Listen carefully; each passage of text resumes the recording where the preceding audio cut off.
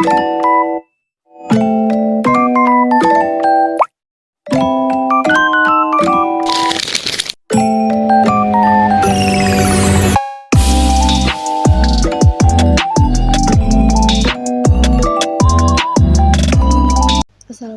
warahmatullahi wabarakatuh. Baik, perkenalkan nama saya Ena Safitri. Saya dari program studi Pendidikan Guru Sekolah Dasar Universitas Geraha Karya Muara Pilihan, kelas 6 A1. Di sini saya akan membuat video tentang regresi linear berganda, yang dimana rumusnya adalah Y sama dengan A ditambah B1 X1 ditambah B2 X2. Baik, langsung saja. Yang kita perlukan di sini adalah aplikasi SPSS dan juga tabulasi data dari kuesionernya. Regresi linear berganda ini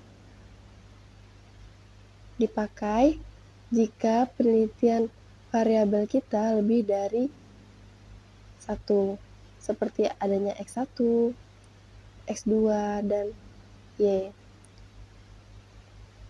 Baik, di sini kita akan memasukkan total dari X1 ini ke SPSS. Baik, di sini saya sudah memasukkan semua datanya dari X1, X2, dan Y. Di variable view, itu kita ganti namanya menjadi seperti ini.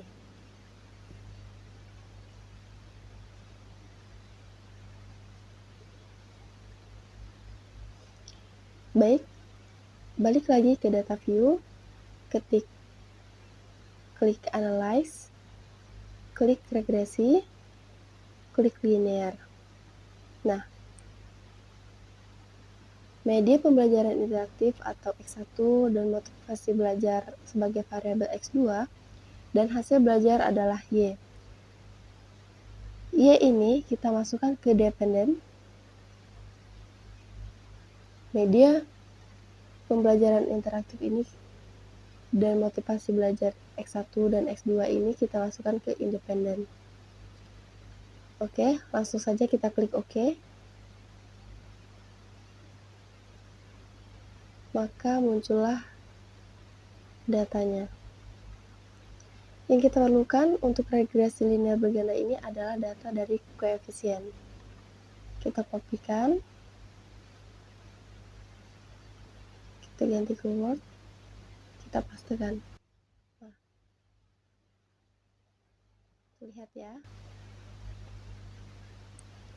Nah, setelah didapat datanya, maka dapat pula nilai-nilainya seperti ini.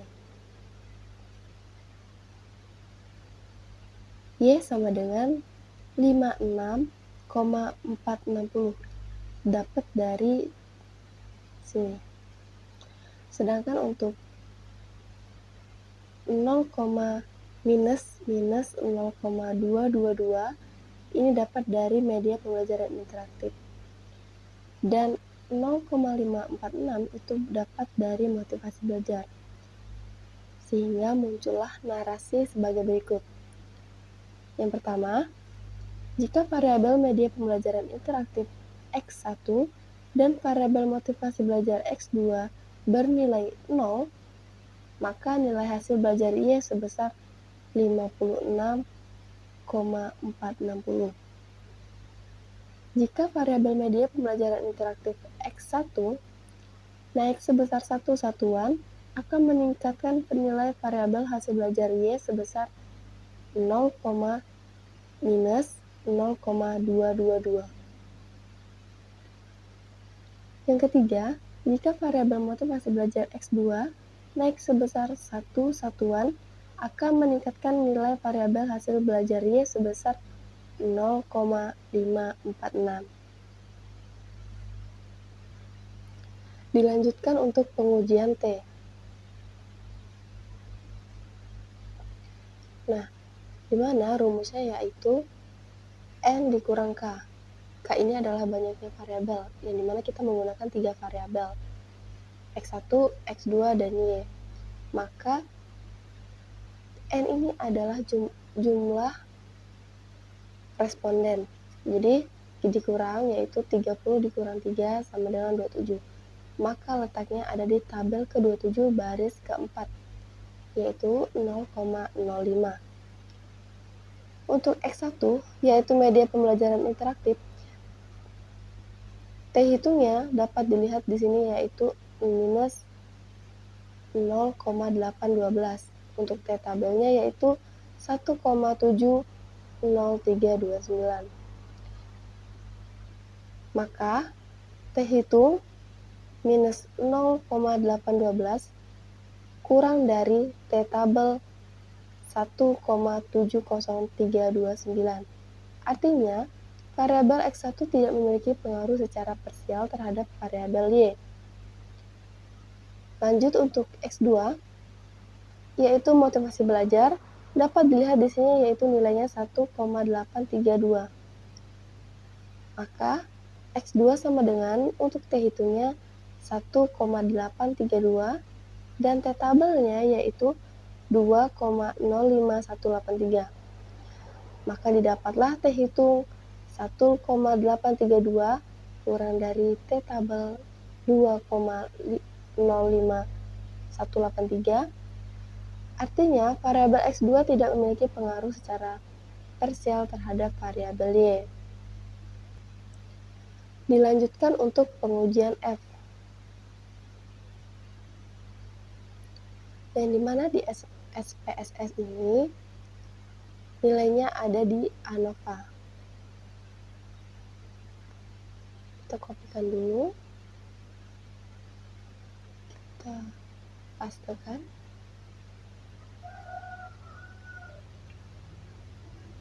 Maka di sini terlihat kalau F hitungnya yaitu 1,920.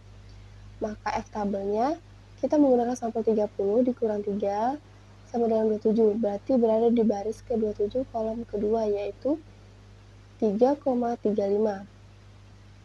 Didapatlah F hitung 1,920 kurang dari F tabel 3,35. Artinya, variabel X1 dan variabel X2 tidak memiliki pengaruh secara simultan terhadap variabel Y. Selanjutnya untuk pengujian koefisiensi determinasi.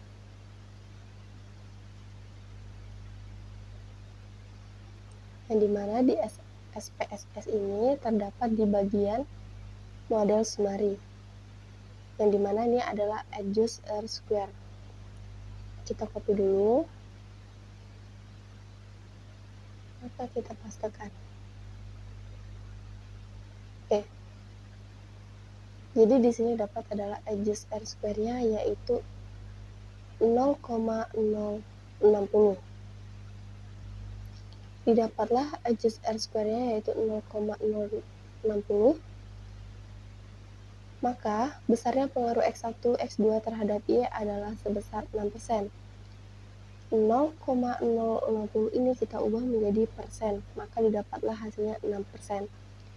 Sisanya sebesar 94% adalah variabel lain yang tidak diteliti dalam penelitian. Baik, kita lanjut ke korelasi. Korelasi ialah hubungan X terhadap Y. Bagaimana cara mencari korelasi?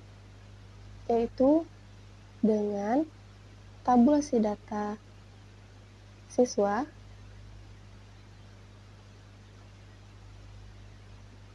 X dan Y.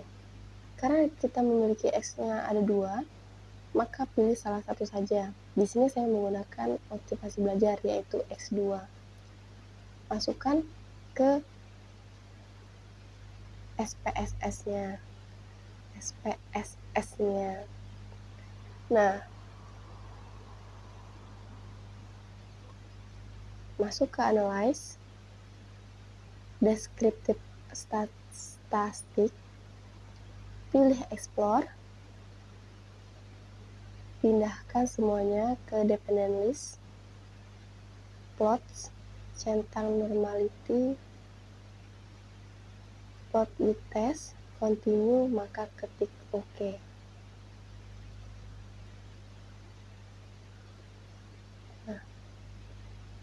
muncul hasilnya.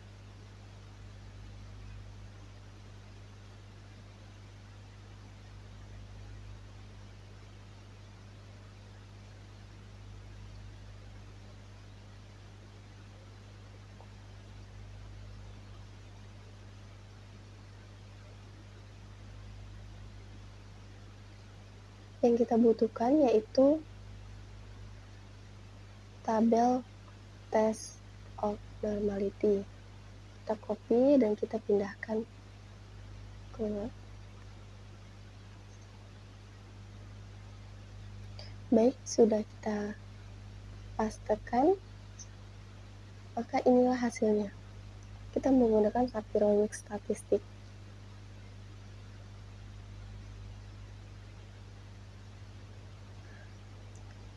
Jika signifikansi atau sig nilainya adalah 0,192, berada di sini, lebih besar dari 0,05, maka data variabel X terdistribusi normal. Tingkat sig 0,025 kurang dari 0,05, maka data variabelnya terdistribusi tidak normal. Maka terlihat di sini yaitu variabel X ini terdistribusi normal, sedangkan untuk variabel Y-nya terdistribusi tidak normal. Baik, selanjutnya kita lanjut ke uji linearitas data, yang dimana caranya yaitu kita masuk ke SPSS, masih menggunakan data yang tadi, klik Analyze, klik Compare Means and Proportion, pilih Means, maka pindahkan variabelnya, pilih Option, centang Test for Linearity, Continue, maka ketik OK.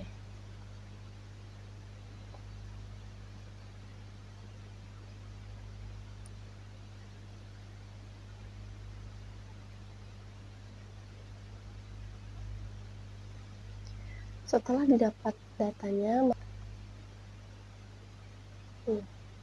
baik, ini adalah datanya yang telah kita dapatkan. Maka didapat nilai F tabel yang digunakan ialah 4,20, ya, dimana ada tabel untuk nilai F di barisan 28 kolom pertama jika responden yang digunakan adalah 30.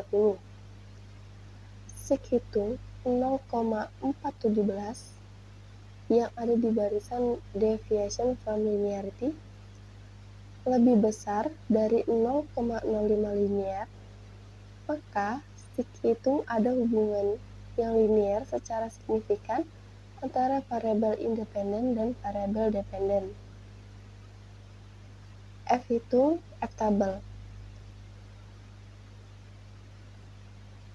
1,106 ini berasal dari barisan F ini yang ketiga di deviation from linearity lebih kecil dari 4,20, berarti tidak linearity. Maka F hitung tidak ada hubungan yang linear secara signifikan antara variabel independen dengan variabel dependen. Kita lanjut ke korelasi. Caranya mencari korelasi yaitu data yang telah digunakan tadi yaitu X2 dan Y, klik Analyze, klik Correlate, dan pilih Bivariate, klik, pindahkan variabelnya, oke, pastikan person to tilde dan fact signification korelasinya tercentang, maka oke. Karena telah didapat tadi datanya, maka tinggal kita paste. Nah, ini adalah data yang didapat tadi. Adapun narasinya, R hitung 0,90, R tabel 0,310. R hitung ini ada di person correlation, di motivasi belajar, hubungannya dengan hasil belajar, dan hasil belajar hubungannya dengan motivasi belajar. 0,910 lebih besar dari 0,3610, yang artinya ada hubungan variabel X dan Y. Pengelompokan korelasi 0,910 berada pada range 0,71 sampai 0,90 yang artinya sangat kuat. Baik, itulah video penjelasan saya tentang regresi linier berganda dan korelasi. Saya akhiri. Wassalamualaikum warahmatullahi wabarakatuh.